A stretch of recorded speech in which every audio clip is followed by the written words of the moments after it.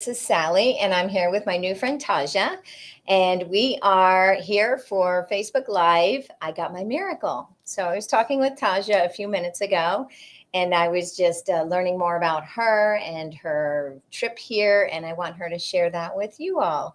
So, Taja, you are Yes. from New York. Are you Yes. from the city? Yes. The Nice. Bronx. Beautiful. So she's from beautiful Bronx, which is going to have lovely weather this time of year. Yes. I hope. So you're very I'm happy to praying. be here in Costa Yes. Rica. Enjoying the heat. Amazing, amazing. So Taja, tell me, if you would, what brought you to Rhythmia?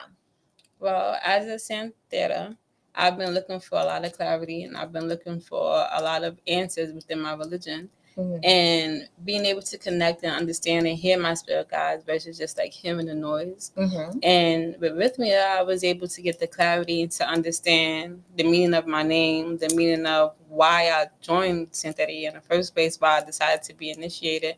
And it just gave me a lot of insight as to how to connect with my ancestors and my spirit guides and my team. Beautiful. So did you connect with all of them this week? Yes, I spoke with Yemaya, I spoke with Oshun, I spoke with Ogun, I spoke with Elegua. How So, beautiful. yes, it really was. I love that. But this is what I love about Rhythmia because people can come from all different backgrounds, all different religions, all Mm-hmm. different and we just meet here Mm-hmm. and we connect with our souls and we connect with spirit Mm-hmm. and we're all one big family. Yes. Yes, that's Mm-hmm. beautiful. So, can you tell me like a highlight of your week, like something that was just the cherry on the top? Well, every from ceremony 2, 3, and 4, I did get that because I was able to connect with my main spirit guide. I was able to get her Mm, name, which I never was able to do before. So to me, that just meant everything. And to be able to hear and realize that I'm giving my ancestors a voice that they didn't have. And back then, you wasn't allowed to be a witch or practice any type of healing. If so, you was looked at as evil or like a demon. I know a lot of people who come from the church yep. who kind of fear that because they fear what what like their peers are going to think about them. Right. So the pivot of mine was getting to know them on a personal level and hearing them and learning like it's okay to not necessarily have all the answers, but have all the answers at the same time, Mm-hmm. and just to let it flow and learn each spirit one by one. Like we get into religious practices and spirituality thinking, oh, I'm going to speak to this one, I'm going to be a medium, I'm going to channel this. And you never know what your gift really is. Right. So for me, this gave me, and with the help of Raven, she gave me the power and she gave me the vulnerability to understand it's okay to be a powerhouse. You don't have to save the Mm, world. Lola was the one who told me that because she actually said, you're so used to being a spiritual warrior. You need to be vulnerable. You need to learn to mm. feel. And I cut that off for a long time. Sure. So As a here, protective mechanism. Yeah. yeah, we live day to day always trying to survive Right. versus living. Right. And this gave me the opportunity, the chance to learn to sit back and just enjoy what's going on. So enjoy the process, sit with the process, and accept it.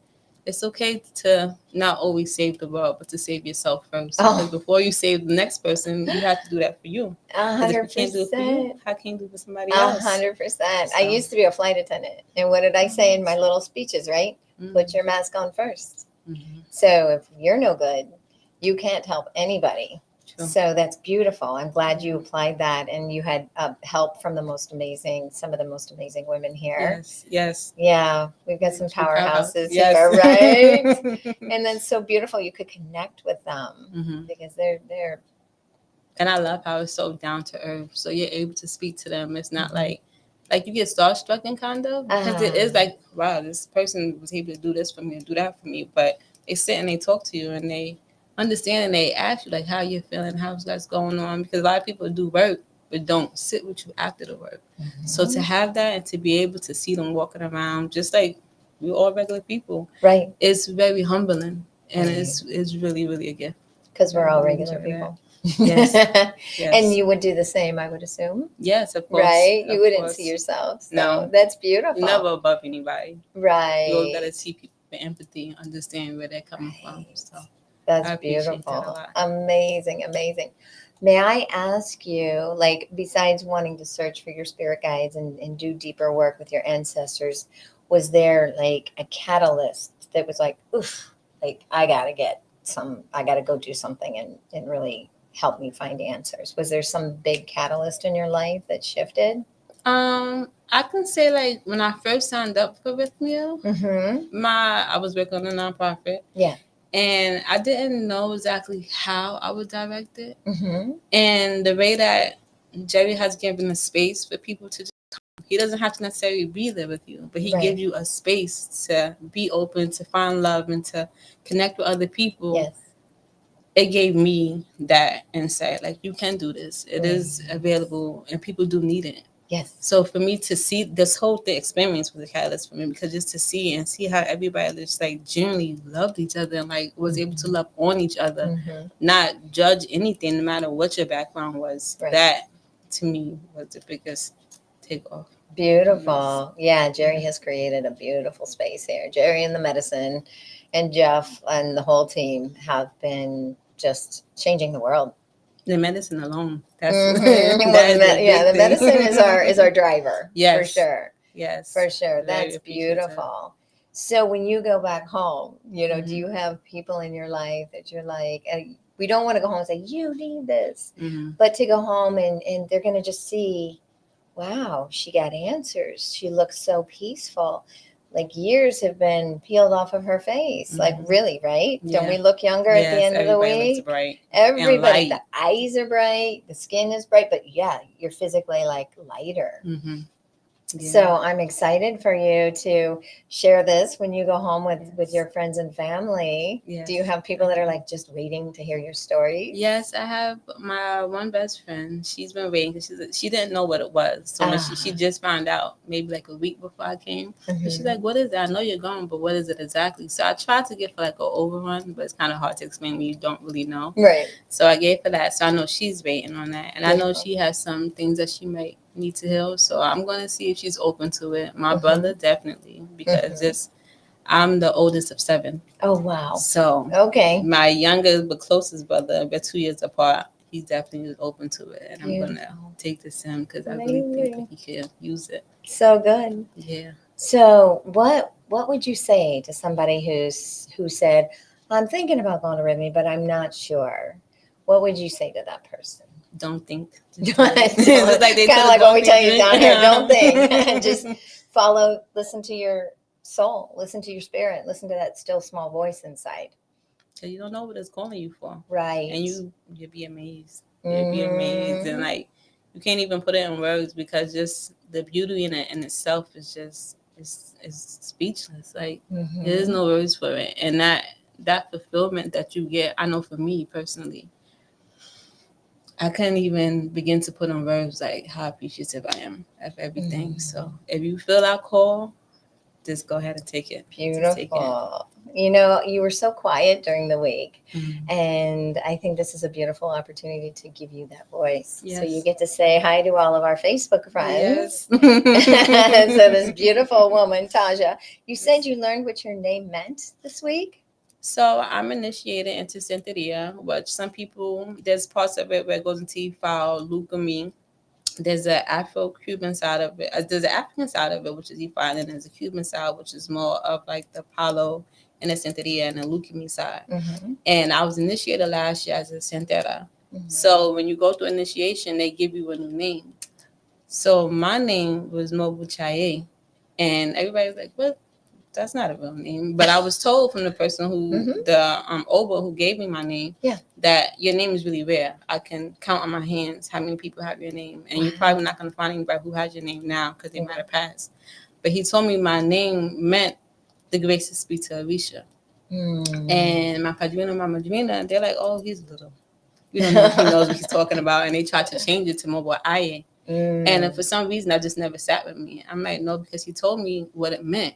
Right. And the grace to speak to Arisha, that's a big crown. That's a lot to wear. Right. And my crown is Yemaya, my father's Obatala. When I first got into it, I was marked as Ogun and thought maybe Ochun, but I'm also the daughter of 2 waters, which means that Yemaya and Ochun work together with you. So you would treat them as the same, as they're both your mother. And anytime I got an ancestor reading, my ancestors never showed up. My Orisha showed up. Oh. And people would say, that's a deity. I don't do those kind of readings, or I don't know. But through this whole time, I met my spirit guide. I realized I gave my ancestors a voice. But the main ones who were speaking to me were Yemaya, Ochun, Ogun, and Elegua, too, because that's my little guy. Can't forget him. So to be able to connect with them and those be the ones who come through for me is, wow, you do have the grace to speak to them. And you are connected to Avisha differently than your average person. And it took a minute to accept that, because it's just like, I'm this little person. Like, who am I to have all this, or who am I to be this powerful? But going through, especially Women's Night, it helped me to be able to accept that. Yeah.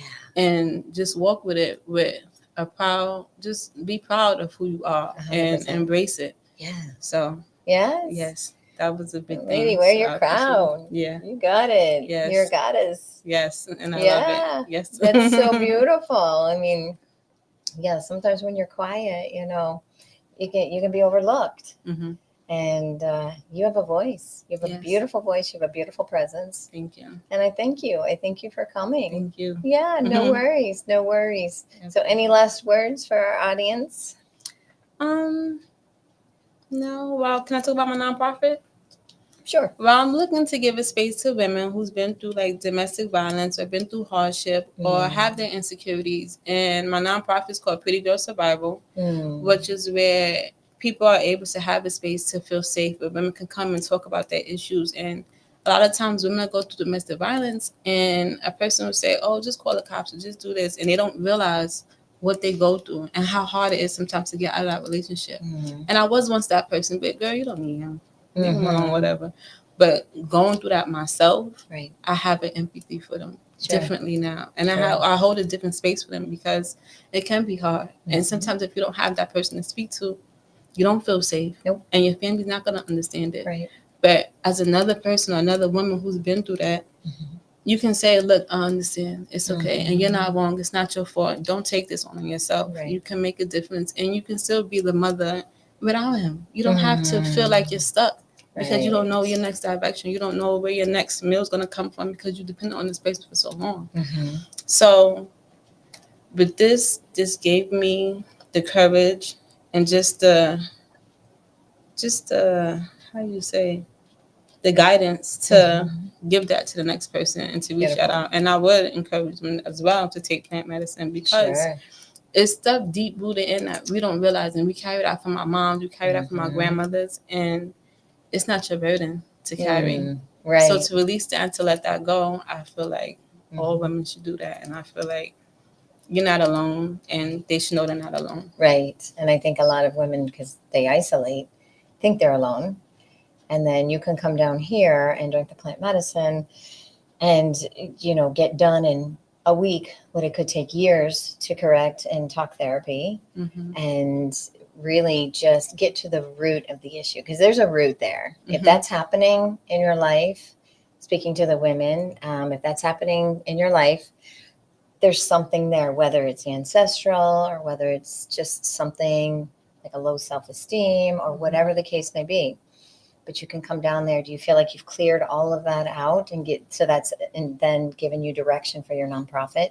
Yes, maybe not everything, because I'm not perfect. Nobody's perfect, but a lot. Yeah, it cleared out a lot for me, and even like to hold this space with my mom, we didn't have the best relationship. So even to just understand that she loved me from a place where she could, as best she could. I accept that, and me helping raise my brothers, it was for a reason. If I needed to give them that love as a mother, that's what I was able to do for them. Beautiful. But I accept it, and now I'm able to sit with that and tell her I love her. That took a long time for me. I'm not a person who shares, oh, I love you, I love you, I love you. But in this, I said I love you to many people. So many. You saw her pain and you saw where she came from. Yes. And you were able to heal some of that as well. Yes. Beautiful. Wow. Yeah. So we do some deep work here at Rythmia, right? Yes, we do a lot of really beautiful deep work. And I love that we have different cultures show up To me, that is the most exciting thing about Rhythmia is we have just different, you see a rainbow of people here, and that's one of my favorite things. I just love that. So if you feel called to come to Rhythmia, even just the littlest thing, listen to that still small voice, listen to your spirit guides, whoever you listen to God, listen to the Holy Spirit, whoever is your guide, listen to that. Call and answer it. I answered it 2.5 years ago. I don't regret it. It changed my life in ways that I couldn't even begin to share. So Taja, thank you for sharing your story. Thank you for sharing your journey, and thank you for sharing yourself. Thank you. You're a beautiful, beautiful woman. Thank you. And it's nice to see the bright light in your eyes. And thank you. And so come join us at Rhythmia. We would love to have you. Take care and have a beautiful Saturday. Bye.